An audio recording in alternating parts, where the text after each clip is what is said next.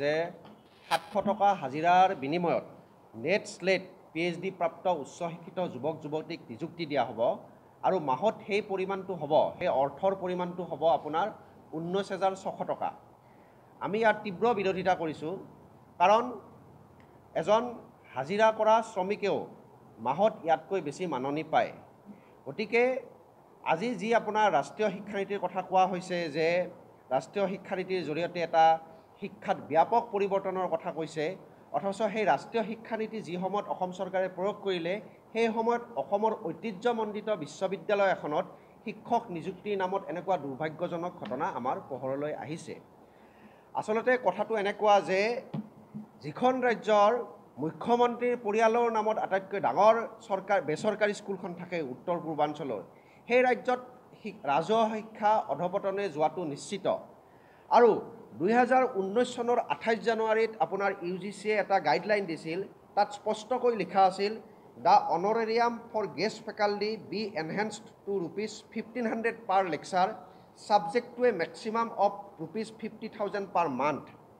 50,000 টকা প্ৰত্যেক মাহত দিবৰ কাৰণে নিৰ্দেশ দিছিল, অথচ কটন বিশ্ববিদ্যালয়ে কি কৰিলে যে 19,600 টকা মাহত দিব। এজন হাজিৰা কৰা শ্ৰমিকেও যদি দৈনিক 700 টকা ইনকাম কৰে তেওঁলোকৰ মাহত হয় 21,000 টকা। গতিকে আমি এই শিক্ষাৰ যি বাণিজ্যিকৰণ আৰু শিক্ষাৰ যি ব্যক্তিগতকৰণ আৰু এই কম পইচাৰ বিনিময়ত আপোনাৰ এই কম পইচা লাভৰ জৰিয়তে এজন অধ্যাপক বা এজন অধ্যাপিকাই কেনেকৈ ছাত্ৰ ছাত্ৰীক এটা সুস্থ শিক্ষা প্ৰদান কৰিব। আৰু তাৰপিছত আহিলে আপোনাৰ এতিয়া ৰাষ্ট্ৰীয় শিক্ষানীতি প্ৰয়োগ কৰিছে অসম চৰকাৰে, তাত আপোনালোকৰ কিছুমান কথা নিৰ্দেশ দিছে যে কি বুলি কয় 4 বছৰীয়া কোৰ্চ হ'ব, কিন্তু আমি দেখিছোঁ যে যোৱা বছৰতকৈ এইবাৰ বাজেটত অসম চৰকাৰে শিক্ষাৰ নামত 500 কোটি টকা কমাই দিছে। এফালে মহাবিদ্যালয়সমূহ বিশ্ববিদ্যালয় কৰিছে, আনফালে অসম চৰকাৰে শিক্ষাৰ নামত 500 কোটি টকা যোৱা বছৰতকৈ এইবছৰ বাজেটত কমাই দিছে। তেওঁলোকে নিৰ্দেশ দিছে যে ৰাতিপুৱা 9টা বজাত ছাত্ৰ ছাত্ৰী আৰু অধ্যাপক অধ্যাপিকাসকল উপস্থিত হ'ব লাগিব, কিন্তু বহু মহাবিদ্যালয়ত আজিৰ দিনত আপোনাৰ অনাময় ব্যৱস্থা নাই, কেণ্টিন নাই। গতিকে এইবিলাক বস্তু ধ্যান কিয় দিয়া নহ'ল? গুৱাহাটী বিশ্ববিদ্যালয়ক মাত্ৰ এমাহ সময় দিয়া হ'ল পাঠ্যক্ৰম প্ৰস্তুত কৰাৰ কাৰণে। 4 বছৰীয়া এটা ব্যাগম পাঠ্যক্ৰম য'ত গৱেষণাৰ কথাও লিখা আছে, সেই পাঠ্যক্ৰম প্ৰস্তুত কৰাৰ কাৰণে কমেও এবছৰ সময় লাগিছিল। মাত্ৰ এমাহৰ ভিতৰত এই পাঠ্যক্ৰমৰ জৰিয়তে কেনেকৈ ছাত্ৰ ছাত্ৰীক শিক্ষা দিয়া হ'ব?